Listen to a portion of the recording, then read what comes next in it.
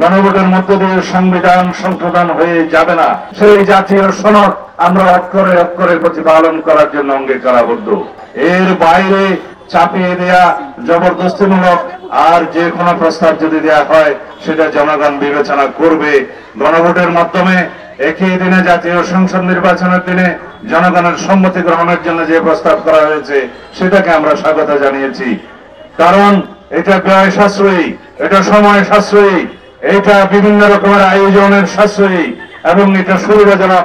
বেশি ভোটারদের অংশগ্রহণের মধ্য দিয়ে তারা মতামত দিতে পারবে। তবে এটা আমাদের মনে রাখতে হবে, গণভোটের মধ্য দিয়ে আইন প্রণয়ন করা হয়ে যাবে না, গণভোটের মধ্য দিয়ে সংবিধান সংশোধন হয়ে যাবে না।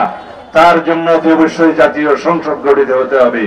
সেই জন্য জাতীয় সংসদ নির্বাচনের পুনরাবৃত্তি করেছেন তিনি 15 ফেব্রুয়ারির প্রথমার্ধে। সেজন্য তাকে আমরা সাধুবাদ জানিয়েছি।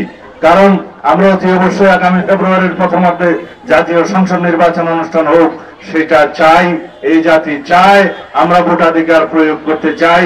এই জাতির সমস্ত জনগণ সেই ভোটাধিকার স্বাধীনভাবে উৎসবমুখরভাবে প্রয়োগ করার জন্য উন্মুখ হয়ে আছে।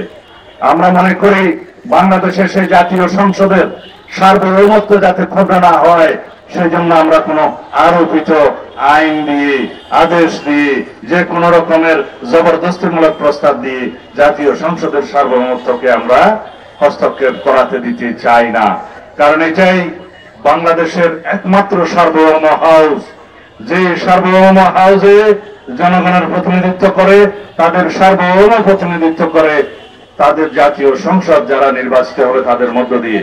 বাংলাদেশে একমাত্র হাউস, বাংলাদেশের জাতীয় সংসদের সার্বভৌম হাউস, যে হাউসের যে কোনো আলাপ আলোচনা কার্যক্রম আদালতে চ্যালেঞ্জ করা যায় না।